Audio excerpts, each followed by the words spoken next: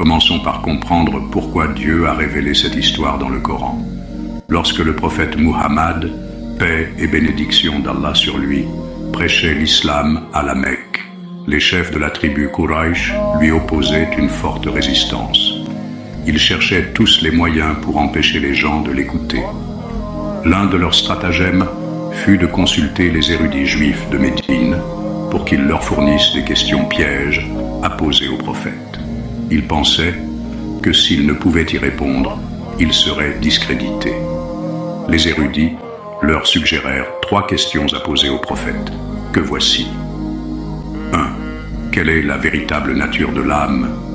2. Qui est cet homme qui voyagea jusqu'aux confins de l'Est et de l'Ouest? 3. Quelle est l'histoire de ces jeunes hommes d'un autre temps qui vécurent un événement étrange lié à une grotte? Les chefs Quraysh retournèrent à la Mecque et posèrent ces 3 questions au prophète Muhammad. Le prophète, ayant confiance en Allah pour lui révéler les réponses, répondit « Je vous répondrai demain ». Mais il oublia d'ajouter « Inch'Allah » si Allah le veut.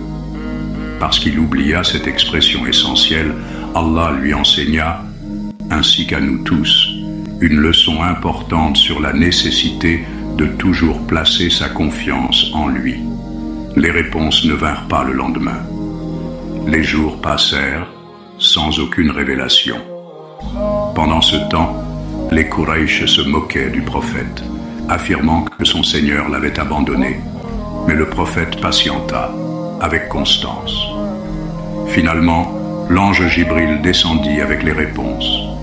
Mais il ne s'agissait pas de simples réponses. Allah révéla toute la sourate Al-Kahf, le chapitre 18 du Coran. Ce chapitre répondait aux questions sur les jeunes de la grotte, Ashab al-Kahf, sur le grand voyageur Dhu al-Qarnayn, et donnait également des enseignements relatifs à l'âme, en plus d'autres récits et leçons importants.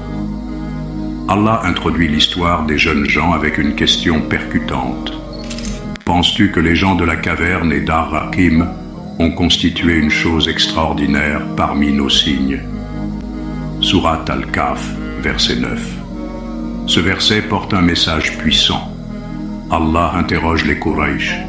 Pensez-vous que cette histoire soit la chose la plus étonnante que nous ayons faite? Utilisez-vous cette seule histoire pour mettre mon prophète à l'épreuve? Regardez plutôt le Coran lui-même. Regardez le noble comportement du prophète. Regardez l'immensité de l'univers que nous avons créé.